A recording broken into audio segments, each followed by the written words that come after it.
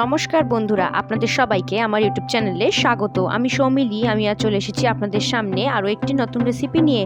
আজ আমি আপনাদের বানিয়ে দেখাবো ডিমের মুচমুচে পকোড়া। সন্ধ্যা স্ন্যাক্সে অতি সহজেই কিভাবে এটা বানাবেন সেটাই আজ আমি আপনাদের দেখাবো। পকোড়া বানানোর জন্য আমি প্রথমেই নিয়ে নিচ্ছি একটি মিক্সিং বোল, আর তার মধ্যে দিয়ে দিচ্ছি 4 টেবিল চামচ মতো বেসন। এবার আমি এর মধ্যে দিয়ে দিচ্ছি 2 টেবিল চামচ মতো কর্নফ্লাওয়ার।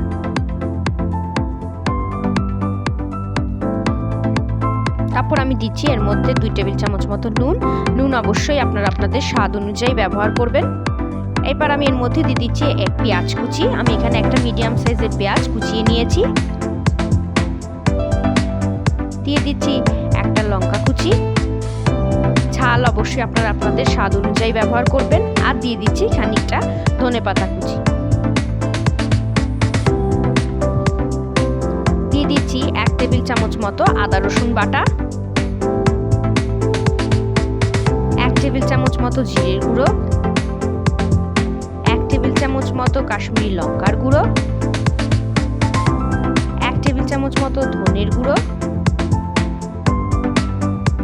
1 টেবিল চামচ মতো গোলমরিচের গুঁড়ো, আর দিয়ে দিচ্ছি 1 টেবিল চামচ মতো হলুদ গুঁড়ো। এবার সব উপকরণটাকে ভালোভাবে মিশিয়ে নিতে হবে প্রথমে। তারপর অল্প অল্প করে জল দিয়ে একটা ব্যাটার তৈরি করে নিতে হবে। একবারে বেশি জল দেবেন না, তাহলে জলের পরিমাণ বেশি হয়ে গেলে ব্যাটারটা বেশি পাতলা হয়ে যেতে পারে। তাই অল্প অল্প করে জল দিয়ে এইভাবে অল্প অল্প করে মিশিয়ে ব্যাটারটা তৈরি করে নিতে হবে।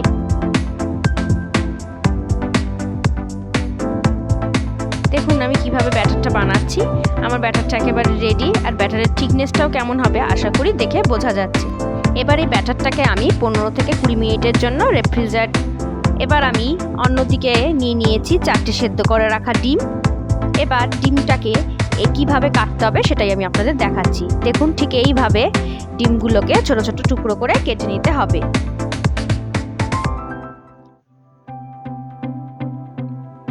দেখুন ঠিক এইভাবে 4 টুকরো করে আমি ডিমগুলোকে কেটে নিচ্ছি।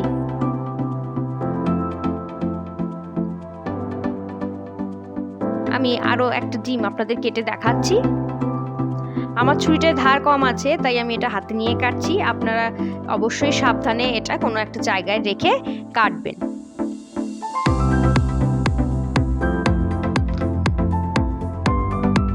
আমার সব ডিমগুলো কেটে রেডি করা হয়ে গেছে। অন্যদিকে ব্যাটারটাও আমার রেডি হয়ে গেছে ফ্রিজে। এবার অন্যদিকে আমি প্যানে তেল গরম বসিয়ে রেখেছিলাম। তেলটা গরম হয়ে গেলে আমি পকোড়াগুলো ভেজে নেব। দেখুন এইভাবে ব্যাটারের মধ্যে ডিমগুলোকে ডুবিয়ে ডুবিয়ে আমাদের ফ্রাই করে নিতে হবে। দেখুন আমি আবার দেখাচ্ছি ঠিক কিভাবে ডিমের কোটিংটা করে নিতে হবে। ঠিক এইভাবেই ব্যাটারের মধ্যে ডিমের কোটিংটা করে আমাদেরকে। অন্যদিকে বলে রাখি, ব্যাটারটাকে ফ্রিজে রাখার কারণ হচ্ছে এতে পকোড়াগুলি অনেক বেশি ক্রিস্পি হয়। তাই চেষ্টা করবেন পকোড়াগুলোকে ভাজার আগে ব্যাটারটাকে বেশ কিছুক্ষণের জন্য ফ্রিজে রেখে দেওয়ার। এবার দেখুন এইভাবে পকোড়াগুলোকে উল্টে পাল্টে আমাদের ভেজে নিতে হবে। এই সময় গ্যাসের ফ্লেমটা কিন্তু মিডিয়াম রাখতে হবে। হাই ফ্লেমে রাখলে প্রথমেই পকোড়াগুলো ডিপ ফ্রাই হয়ে যাবে, তাতে ভালোভাবে সেদ্ধও হবে না, স্বাদটাও হবে না। তাই মিডিয়াম ফ্লেমে ডুবো তেলে আমাদেরকে পকোড়াগুলো ফ্রাই করে নিতে হবে। দেখুন আমার পকোড়াগুলো প্রায় ফ্রাই হয়ে গেছে। আমি সামনে থেকে দেখাচ্ছি। এরকম ব্রাউনিশ ডিপ ফ্রাই হয়ে গেলেই পকোড়াগুলোকে আমাদের তুলে ফেলতে হবে। দেখুন কি সুন্দর হয়েছে, আশা করি দেখে বোঝা যাচ্ছে। আমি এবার বাকি পকোড়াগুলো ভেজে আপনাদের সার্ভ করে দেখাচ্ছি। আমার আজকের এগ পকোড়া একেবারে রেডি। আমি এটা কিছুটা পেঁয়াজ আর সস দিয়ে সার্ভ করেছি। আপনারা আপনাদের পছন্দ মতো এটাকে সার্ভ করতে পারেন চা কফি যে কোনো কিছুর সাথে। আমার আজকের রেসিপি এগ পকোড়া একেবারে রেডি। আপনাদের রেসিপিটা কেমন লাগলো অবশ্যই কমেন্ট সেকশনে জানাতে ভুলবেন না। আপনাদের কোনো রেসিপি জানার থাকলে সেটা আমার কমেন্ট বক্সে জানাতে ভুলবেন না। রেসিপিটা ভালো লাগলে বন্ধুদের সাথে অনেক অনেক শেয়ার করবেন, আর এটা লাইক করে দেবেন। আরও নতুন নতুন রেসিপির জন্য অবশ্যই আমার চ্যানেল টেস্টি নাউকে সাবস্ক্রাইব করবেন, আর বেল অপশানটা অন করে দেবেন যাতে আমার রান্নার পরবর্তী ভিডিওগুলি খুব সহজে আপনাদের কাছে পৌঁছে যায়। আমার রেসিপিটি দেখার জন্য ধন্যবাদ।